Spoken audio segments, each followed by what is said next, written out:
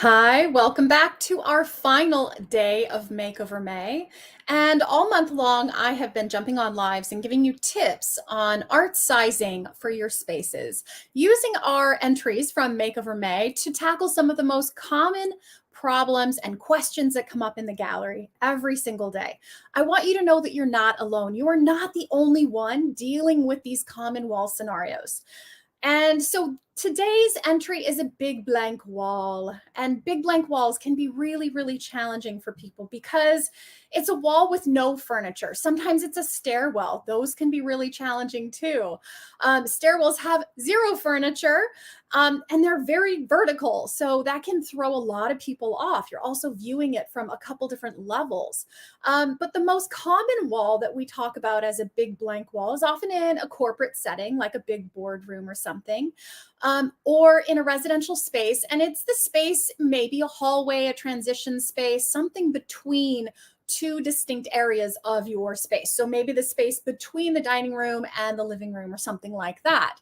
So let's take a look at Sue's entry today. But before we get to that, I wanted to show you a couple examples so I could show a little bit deeper and a little bit further some wall scenarios with blank walls. So this one is a blank wall in a corporate setting. So remember how we talk about matching the shape of the wall to the shape of the art. And I'm going to show you both ways so you can kind of see the difference and why I recommend what I recommend.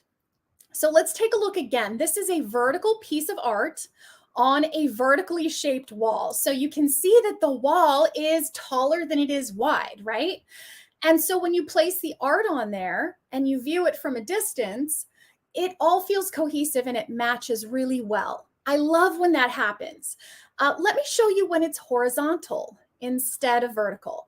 Now, do you see the difference? Do you see how there's actually a whole lot more wall than what we get to actually fill because the picture is horizontal and it doesn't match the shape of the wall as well? When you're going to do a horizontal image, say you've got your heart set on this sky surfer image and you really, really love it this way, horizontally like this. If you're going to use a horizontal image on a vertically shaped wall, I recommend upsizing. I recommend going a little bit larger than you normally would, like you see right here, a little bit larger so that it fills that wall well. You need to fill the width of the wall so that the vertical space is full enough.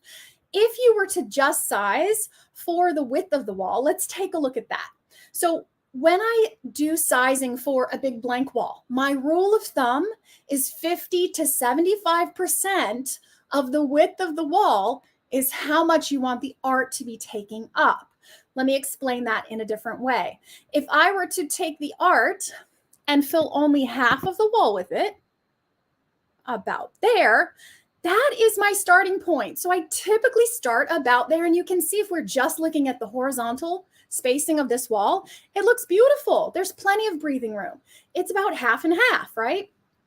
If we're dealing with maybe a corporate setting and you have a huge wall in the back of maybe the boardroom or something like that, and it's not in front of the table, then I might steer you towards closer to the 75% because not only does it need to fill that whole wall, but it also needs to make up for all the other huge empty walls in that room. You don't want a lot of like chaos in a corporate setting in a boardroom like that. You want one big, bold piece. So I say go closer to the 75%. But generally, I recommend starting at the 50%. But do you see how it doesn't really fill up enough of the wall when we're looking at a big vertical? And that's when I would say edge a little closer to the 75% when we're going horizontal so that the rest of the wall feels balanced. You see how it's filling out the rest of the wall? And it's complementing the whole wall in that way. Okay, so that's if you're going to go horizontal on a vertical wall. Let's take a look at another example. This wall has furniture below it. This is not what I would call a big blank wall. Do you see how now when we have the vertical here, it doesn't make sense because we are not matching the shape of the wall left over above the furniture. That is always the key. Match what is left over. So when you do have furniture, then it is easier to go with a horizontal piece instead of a vertical piece. And then you can match, then you see how the table and the art all works together to fill up that visual space on the wall. And it all feels cohesive. It all feels nicely balanced. There's breathing room around everything. But what do you do if you absolutely have your heart set on an image that's vertical and you have furniture below? That is when I would say, be a little bit tighter when you tuck it in. So you could go a little bit closer. Let me edge this down just a bit. You could go a little bit closer to the items you have on the table. And you see how that's still filling it in really nicely vertically. I would probably size down a bit as well, because you don't need to fill up so much of the wall with your artwork. So I would probably tuck you in right there, give a tiny bit of an overlap that makes everything feel like it's connected and fills the space really well. Let's take a look at one last example. So this is a big blank wall. This is more like what I would talk about in a corporate setting, except it has two sconces on the wall. So even though the wall is big and horizontal, and if those sconces weren't there, I would say go with that horizontal and go closer to the 50, maybe 60% of that wall. But in this case, we have those sconces. Let's take a look at a vertical on there. Do you see how that doesn't match the space as well? It doesn't feel as cohesive because it's sort of like just the center of the wall is getting filled, right? And then you have these strange little sconces on either side that don't feel connected in any way to what's there. Let's go back to that horizontal. Do you see how that fills it a little bit better?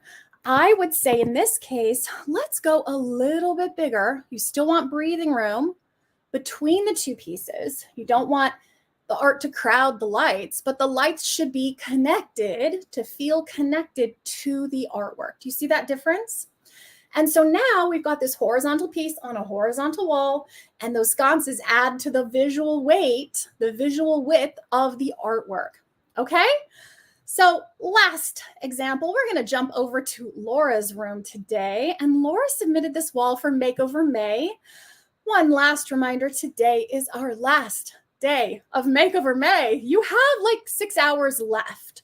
So if you have not sent in your room view, just like this, it's just a snapshot of your room, of the wall that you would like artwork on, send it in to Latitudes Gallery. Go to latitudesgallery.com, click on Makeover May, and follow the instructions to send in your photo so that you can have a chance to win $1,000 in Latitudes artwork. It's really that simple. So let's take a look at Laura's room. And Laura has asked, well, actually, Laura didn't tell me what she wanted on her wall, but I was sort of sneaky and I was checking out her room. Let me see if I can show you. On her wall over here, I see Hollywood by the Sea and Hollywood Beach. And over here, I see some anchors. So this girl I know is a Hollywood Beach girl. And I know she's going to love something from Hollywood Beach on her wall. So let me just zoom in just a bit. There we go. So let's take a look at a couple of images from the beach near where this place is or where she loves to be. So Laura, I really like this piece just because it brightens up the space and gives you some other colors to work with. But I feel like the overall color palette in your space is a bit more brown and maybe needs to be a little bit more muted and a little softer palette. This one's super cool. This is Shorelines. This was photographed at your beach or just above Silver Strand area. And what I love about it is it's kind of mimicking the baseboards. That stripe across the art is kind of matching that stripe across the baseboard in a really cool way. It's sort of abstract while also being something that we can easily identify, but you kind of get lost in it. So it's really, really fun. Oh, this one is brand new. I feel like I've never even seen this, even though I placed this on the wall when I was selecting your photos. I'm kind of like mesmerized by it right now. But you see the difference in the color palette, how this compared to this one doesn't melt into your space quite as well, Laura. Do you see how that feels a bit more lively? It doesn't feel as cohesive in my opinion. So if this is the vibe that you want, then I would say pull in some accessories with this color into your very beautiful neutral space. That makes it really easy. But do you see how this image just kind of melts into a room? That's kind of what we're going for. So I'm really happy with this one. I love just sort of that last bit of sunlight before the sun is setting. And the tried and true seaside sunset happens to be a favorite in the gallery. It was my very favorite image for a very long time. And I think it's only recently been replaced by Stephanie's new Anacapa Over Under, which we installed today in a huge, what was it, 80 by 120 triptych. Amazing and huge 3-piece metal. It was gorgeous. So that one I think is in my top picks, as well as Anacapa Sunrise. But this one is still in my top 3. So let me distort this so that you can see what it would look like on her wall and how I would tackle this wall specifically. So it looks to me like just to the right of these light switches is the front door. That's my wild guess, just because she's got hooks there and it feels like a really bright light source. So I'm guessing that is the door. And so we don't have a ton more space, is my guess, to the right, but we do have some space that still needs to be filled up. And so I would say sizing us close to that, maybe 60-ish, would make a lot of sense. So let's take a look at that. You see how that's filling about to the 30 line, and we are just over when I size it like that. So around 50, just over 50%. And let me point out the other reason I wouldn't necessarily go much larger than 50% is because this furniture on the left-hand side does take up some visual weight, but it doesn't overlap with the wall. And so this still counts as a big blank wall, in my opinion, because for the most part, most of the time when you see it, you're seeing floor to ceiling, wall to wall. I really like that. I would say, let me go in a little bit smaller. I would say we're probably close to a 3672 would be my guess on your wall, Laura. I like that this has the same color palette in your space, but it's kind of combining the two. Do you see what I mean? Like the first one has that liveliness and the brightness, and then this one has that soft, muted, kind of like melty feeling. But this one is both of those things in one. So I feel like it livens the space up and really beautifully matches the color palette on the chairs and the table and the floors, all in these beautiful sunset light dunes right there. So loving that on your wall, Laura. I hope that that was helpful. If you too are dealing with a big blank wall and you need help, please reach out to us. We are more than happy to help you size and jump on a live and do a consultation at absolutely no charge. It's so easy. There's no strings attached, nothing. All you got to do is say, hey, please help me. And we'll be like, sure, let me help you. Let me show you all the ways I can help. It's really that easy. And one last reminder, it is your last 6 hours to enter Makeover May 2022. I don't even know if we're going to do this again next year. So if you have a fear of missing out, you're really, really, really going to miss out if you don't take advantage in the next 5 hours. Okay? Get on over to latitudesgallery.com. Click on Makeover May. I can't promise that button will be there forever. You got 6 hours. Okay?